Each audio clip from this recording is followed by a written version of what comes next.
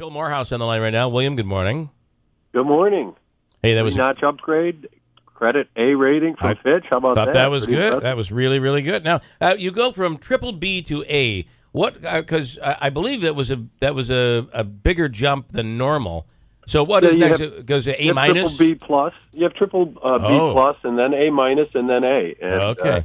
Three-notch upgrade, which is, as our analyst with Fitch said to me, unheard of in the upstate economy. Especially in where we are these days. Yeah, I mean, it's a testament to the teamwork the mayor has got going down at City Hall, and the mayor and I, myself, working together, and we don't always agree on everything, but we've got a good working relationship, and it's good stuff. I will say, people want to lend us money. They're knocking on my door. I will say this: that I don't know how you argue with this release. Going from triple B to A is a big step, and I'm not sure that everybody thought we were going to be there 4 years ago. Yeah, the council just approved 3 fire apparatus last night, so just a shade under $3 million, and that bond sale will go February 7th, and they'll have a lot more people interested. It's important stuff for a municipality, and people want to lend you money, and that means a better interest rate. When you're talking millions of dollars, it adds up quickly, a 0.25%. That's big. We talked yesterday about a listener whose name is Donna.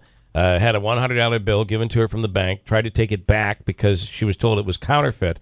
And actually, it wasn't because she was told it was counterfeit. She had no idea. The money was still in the bank envelope, and the bank said one of these $100 bills is counterfeit. She's out, and I can't. I keep fighting that, Donna. I listened to that story. I could not believe it. I mean, in the bank, come on, this woman is not ripping you off for $100.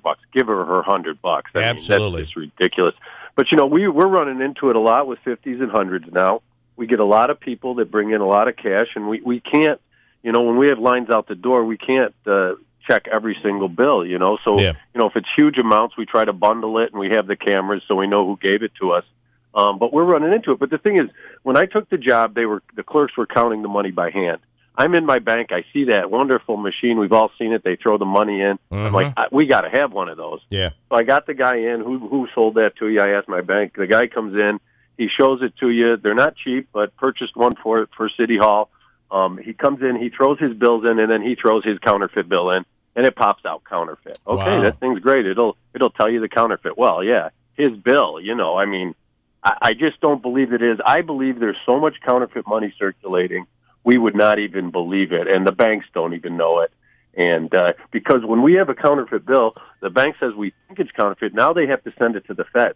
So your local bank can't prove that it's counterfeit. They have to send it to the Feds, and it's a whole process. So you can imagine they're not sending every bill they have some question about to the Feds because it would be ridiculous. Right. And I just believe there's so much counterfeit in circulation. It's crazy. We had a situation not too long ago where we take money from these drug busts or any type of illegal activity where they confiscate money. Yeah. After it goes through the process, it ends up in my office, and we ended up with $3,500, which then we would put back into a pot that they use for drug buys. Yeah. Well, it's $3,500 in 50s. I said, this looks a little funny. Had it checked, turned out it was all phony. Wow. And it was really high quality. And, I mentioned to the chief, why don't we use it for drug buys? He didn't think a good idea to go out there using counterfeit money. Probably. They might not find that too kindly. But, $3,500 in really high-quality 50s. Wow. What do you? There's a ton of it out there. And I got to say, someone yesterday said that they only get, when they go to the bank, they don't get anything bigger than 20s now, because the chance that all of your 20s that you'd be getting would be counterfeit is probably not the case. But really, you should never be getting counterfeit from a bank. That should never happen because they have the equipment there to prevent that from happening. The counterfeiters, Bill, they buy the pen at Staples too. They've got new technology. The quality of this stuff is amazing, and usually it's the feel of the paper where my people can tell. But I'm telling you, the quality, we get stuff where it doesn't feel any different, and all of a sudden we'll get a deposit, and the bank sends back a 50 and says this one was counterfeit. And I guarantee you, I think it would stun people. 15-20% of the money in America circulating is counterfeit, and people don't even know it. And I guess at some point it doesn't really matter. It's money's money, but I have crazy. I have Michael here, Mr. Morehouse, saying that listen, a lot of big things happening in the city. I'm hoping some attention will be paid to the people of his community in West Utica. He said because here in West Utica, we don't have as much money. Our counterfeits are actually in nickels. So what's coming for West Utica?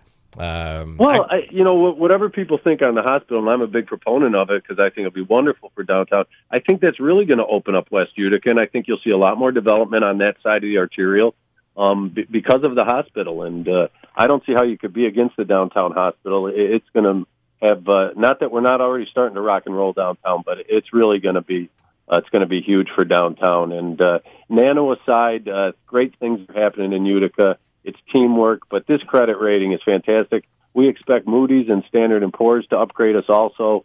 And like I said, we got a bond sale for $3 million going out on February 7th, and we're going to get a lot more people that want to purchase it. The interest rate will be better, saves the people money in the long run. It's all positive. Quickly, the mayor went. There was a boycott of the governor's speech yesterday in Syracuse. The mayor did go, and no reference to Utica at all. Did you speak with the mayor at all? We spoke briefly about it, and we're still kind of stunned by the stance that Anthony Brindisi has taken because we haven't seen that from a local politician in a long time. A lot of these folks that go down to Albany are fence sitters. They don't want to rock the boat.